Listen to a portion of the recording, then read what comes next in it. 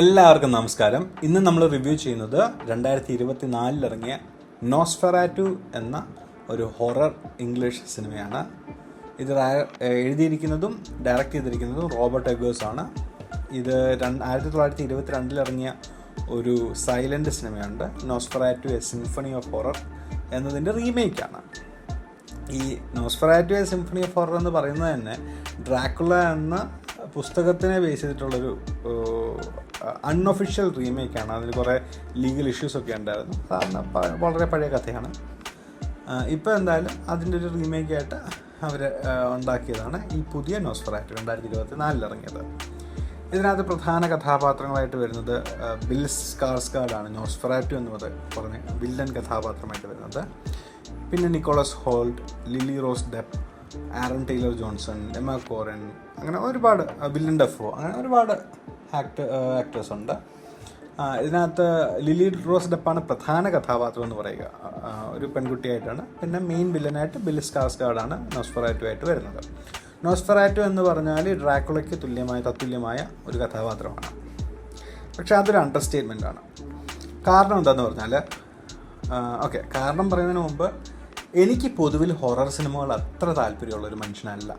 എന്തുകൊണ്ടെന്ന് പറഞ്ഞാൽ, ജംസ്കെയർ വെച്ച് ആൾക്കാരെ പേടിപ്പിക്കുക വളരെ ഈസിയാണ്. നമ്മൾ പെട്ടെന്ന് ചാടി വരുന്ന ഞെട്ടുന്നത്. നമ്മളെ ജെനുവിൻലി ഡിസ്റ്റർബ് ചെയ്ത് പേടിപ്പിക്കുക എന്നുള്ളത് വളരെ ഡിഫിക്കൽട്ടായിട്ട് ചെയ്യേണ്ട ഒരു പരിപാടിയാണ്. അങ്ങനെയുള്ള സിനിമകളുടെ എണ്ണം കുറവാണ്. അത് ഞാൻ കുറേയൊക്കെ എൻജോയ് ചെയ്യും. പക്ഷേ ജംസ്കെയർസ് ഞാൻ എൻജോയ് ചെയ്യാറില്ല. അത് ജസ്റ്റ് ചുമ്മാ നമ്മൾ ഞെട്ടിച്ച് പേടിപ്പിക്കുന്നത് എനിക്കിഷ്ടമല്ല. അപ്പം അതുകൊണ്ടാണ് ഹൊറർ സിനിമ ഞാനങ്ങനെ അധികം കാണാറില്ല. പക്ഷേ ഈ സിനിമ എൻ്റെ പൊന്നു മക്കളെ അടിപൊളി എന്നല്ലാതെ വേറെ ഒന്നും പറയാനില്ല. ഞാൻ ഡ്രാക്കുളയുടെ ബുക്ക് വായിച്ചിട്ടില്ല, 1-2 സിനിമകളൊക്കെ കണ്ടിട്ടുണ്ട്. ഡ്രാക്കുളയുടെ ഐഡിയ ഒക്കെ നമുക്ക് നല്ലോണം അറിയാം. പണ്ട് ബാലരമ വന്നപ്പം ഡ്രാക്കുളയുടെ ഈ നോവൽ കുറച്ച് മലയാളത്തിൽ വായിച്ചിട്ടുണ്ട്. ഡ്രാക്കുള എന്താണെന്നും ആ കഥാപാത്രത്തിൻ്റെ ഭയാനകമായ വശം, തിന്മയേറിയ വശം വ്യക്തമായിട്ട് കാണിക്കുന്ന ഡ്രാക്കുളയല്ലാത്ത സിനിമയാണ് നോസ്ഫെറാറ്റു. ഇത് ഈവിൾ ഇൻകാർണേറ്റ് എന്ന് ഇംഗ്ലീഷിൽ പറയും, തിന്മയുടെ അവതാര രൂപം. അതാണ് ഈ സിനിമയിൽ നോസ്ഫെറാറ്റു എന്ന് പറയുന്ന കഥാപാത്രം. ഒരു ട്രാൻസിൽവേനിയയിലെ ഒരു കൊട്ടാരത്തിൽ ജീവിക്കുന്ന കൗണ്ട്, അതാണ് നോസ്ഫെറാറ്റു. ഓൾറെഡി ഒരു ഡിമോണിക് കൗണ്ട്. അദ്ദേഹത്തിന് അവിടുന്ന് ലണ്ടനിലോട്ട് വരാനും അവിടെ വന്നിട്ട് ലണ്ടനിൽ വെച്ച് ഒരു പെൺകുട്ടിയുടെ അടുത്ത് വന്ന് രക്തം കുടിക്കാനും ഒക്കെയുള്ള ഒരു സ്റ്റോറി ലൈനാണ്. ഇത് വളരെ സിംപ്ലിഫൈഡ് സ്റ്റോറി ലൈനാണ്. ഞാനിതിൻ്റെ സ്പോയിലേഴ്സ് ഒന്നും പറയുന്നില്ല, കാരണം ഹൊറർ പടമാണ്. നിങ്ങളിത് നേരിട്ട് കാണുന്നത് വളരെ നല്ലതായിരിക്കും. ഉഗ്രനായിട്ട് എടുത്തിട്ടുണ്ട്. ഇതിൻ്റെ മേക്കിംഗ് ഒരു രക്ഷയില്ല. കിടിലൻ ലൈറ്റിംഗ്, കിടിലൻ സിനിമാറ്റോഗ്രഫി, അടിപൊളി മ്യൂസിക്, അടിപൊളി പേസിങ്. വളരെ സ്ലോ ആയിട്ടാണ് സിനിമ പോകുന്നത്. പക്ഷെ നമുക്കങ്ങനെ തോന്നത്തില്ല. നല്ലോണം എൻജോയ് ചെയ്ത് സിനിമ കാണാൻ കഴിയും. പിന്നെ അഭിനയം നല്ലോണം അഭിനയിച്ചിട്ടുണ്ട്. ലില്ലി റോസ് ഡെപ്പ്, ജോണി ഡെപ്പിൻ്റെ മകളാണ് ലില്ലി റോസ് ഡെപ്പ്. അപ്പം നെപ്പോട്ടിസം കാരണം വന്നൊരു നടിയാണെന്നാണ് ഞാൻ വിചാരിച്ചിരുന്നത്. പക്ഷേ ഈ സിനിമയിൽ അവരുടെ അഭിനയം കണ്ടപ്പോൾ എനിക്ക് മനസ്സിലായി, ഈ പെൺകുട്ടിക്ക് പണിയറിയാം, നല്ലപോലെ പണിയറിയാം. എന്തൊരു അഭിനയമാണ് കാഴ്ചവെച്ചിരിക്കുന്നതെന്ന് നമുക്ക് പറഞ്ഞറിയിക്കാൻ പറ്റത്തില്ല. ഞാൻ thoroughly എൻജോയ് ചെയ്തു ഈ സിനിമ.